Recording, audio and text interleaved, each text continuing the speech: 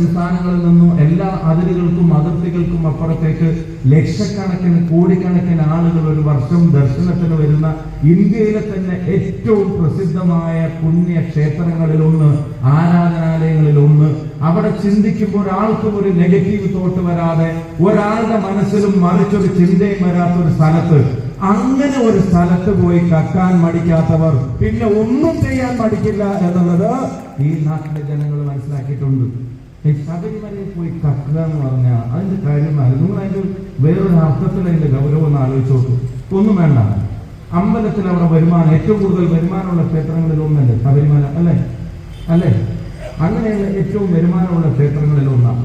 അവിടെ വരുന്ന വരുമാനത്തിന്റെ 1 രൂപ, ആ 1 രൂപ എടുത്തിട്ട് നമ്മുടെ നാട്ടില് ഏതെങ്കിലും സർക്കാർ ഓഫീസ് പണിയുന്നില്ല, ഉണ്ടോ?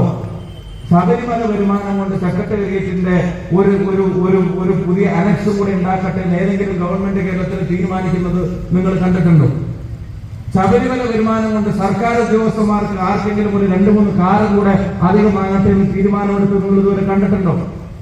ശബരിമല വരുമാനം കൊണ്ട് മന്ത്രിമാരുടെ ശമ്പളം കുറച്ചും കൂടെ കൂട്ടട്ടെ എന്ന് വിചാരിച്ചത് നിങ്ങൾ കണ്ടിട്ടുണ്ടോ?